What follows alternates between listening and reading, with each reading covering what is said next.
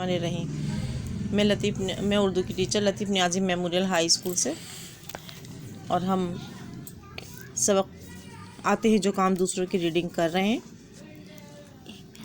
एक पैरा हमारा हो चुका था, अब हम दूसरे पैराग्राफ की हिज्जे और बुलंद ख्वानी कर रहे हैं। सुनिएगा, पढ़िएगा और याद भी कीजिएगा, और फिर इसका काम करके दिखाइएगा भी, लेकर आइएगा चेक करवाने के लिए।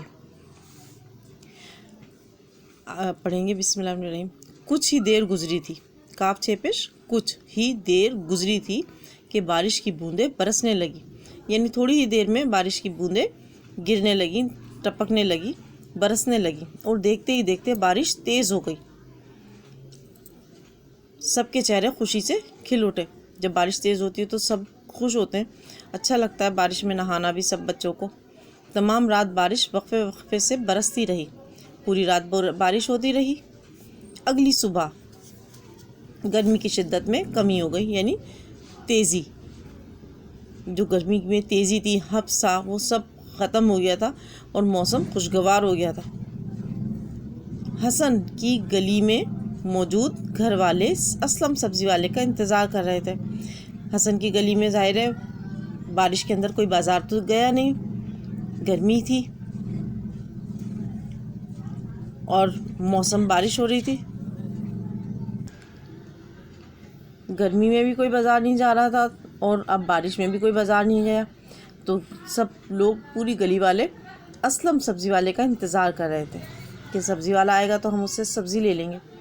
असलम का घर गली के कोने में एक प्लाट पर बना हुआ था। उसका घर कच्चा था और एक प्लाट पर बना हुआ था। उसकी बीवी महल्ले के बच्चों को कुरान मजीद पढ़ाती थी। क्या करती थी? कुरान मजीद पढ़ाती थी। आज असलम सब्ज़ी बेचने नहीं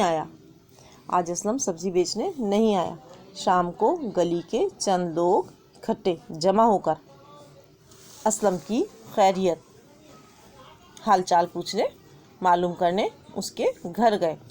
असलम घर से बाहर आया, वो बहुत परेशान लग रहा था। ठीक है बेटा, यहाँ तक हम पढ़ेंगे। अहमद साहब, क्या हुआ भाई? असलम, आप आज सब्ज़ी बेचने नहीं आए और परेशान भी लग रहे हैं।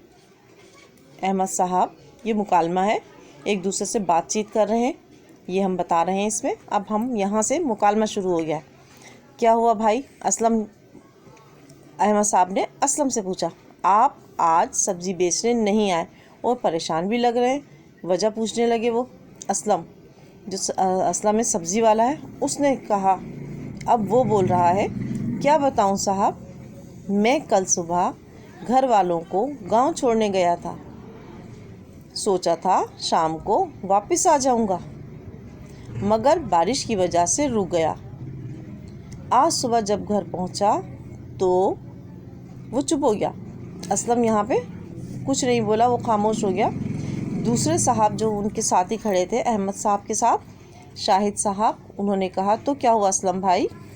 असलम अहमद और शाहिद साहब को लेकर अपने घर में दाखिल हो गया। असलम जो है वो अहमद और शाहिद साहब दोनों को लेकर अपने घर में चला गया।